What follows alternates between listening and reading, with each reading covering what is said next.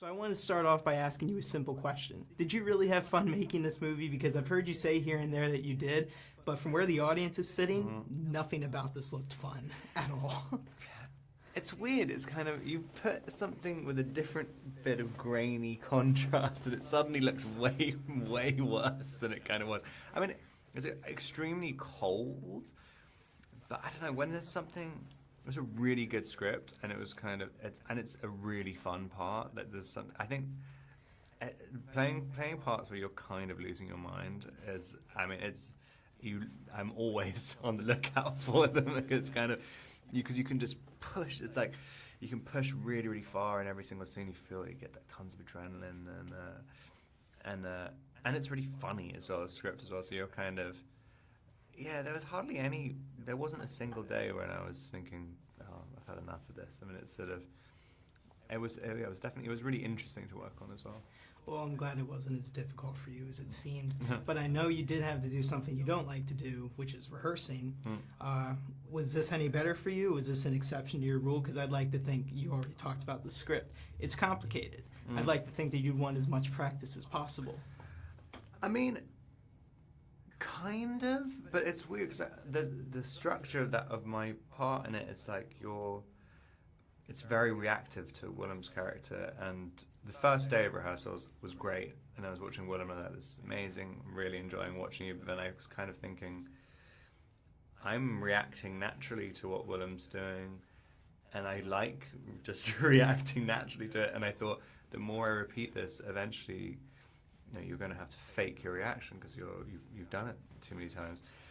Willem, on the other hand, is very good at just mining a scene a million different ways. I feel like I can only find, I could do something like 5 takes of something and I'm just getting worse and worse and worse.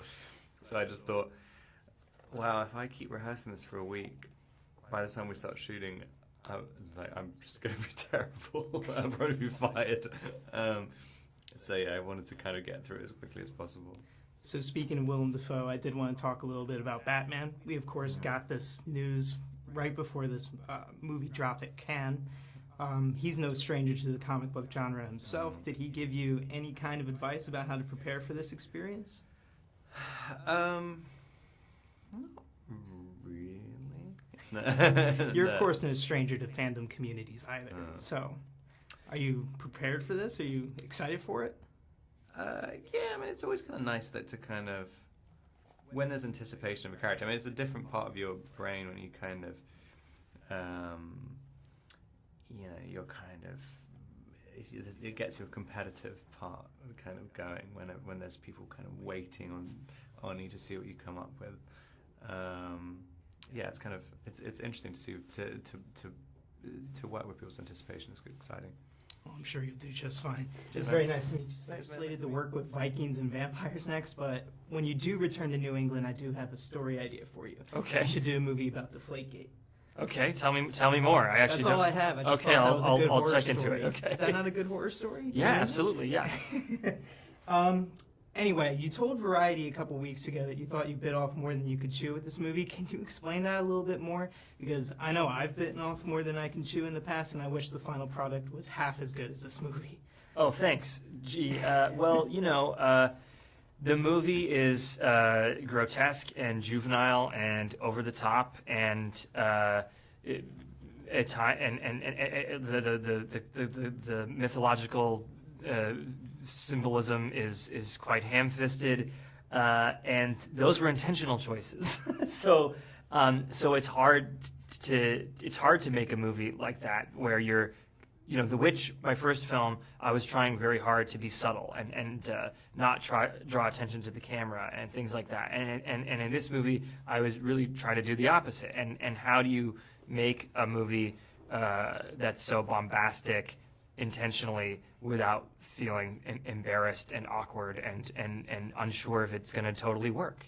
Well, speaking of the aesthetics, I don't have to tell you that the aesthetics of the horror genre, perhaps more than any other genre, are judged based on their ability to immerse the audience in the story. You and your team have done a phenomenal job here. Thank you. The production itself is almost as important to the story as the performances are.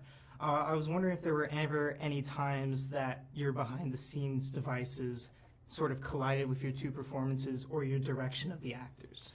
I mean, there's famously the moment where I guess Robert Pattinson wanted to punch me in the face. The rain wasn't reading in his close-up, so we had to spray him with a fire hose in order for the rain to read in his close-up.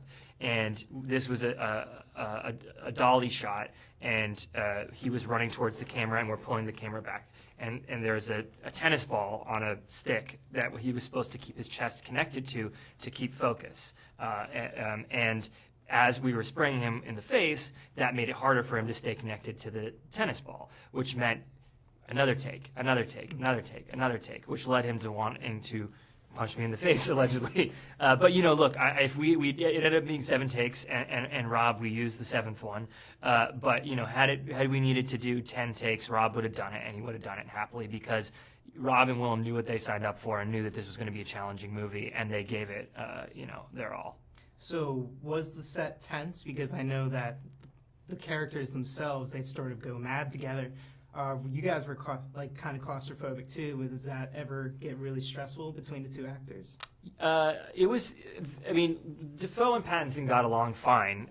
It wasn't like, I think that some of the press has made it seem like they were enemies, but that was not the case. But however, they also weren't palling around either. It was very cold. It was very demanding, and the scene work was difficult, and so yeah, it was a bit tense. When we would say cut, you know, they would go into their corners and you know and prepare for round 2. That was just kind of what it needed to be. And yeah, fitting a film crew into an 8-foot diameter lighthouse tower is uncomfortable. Giant phallus, right? Right. All right. Well, I appreciate you, sir. Thank you.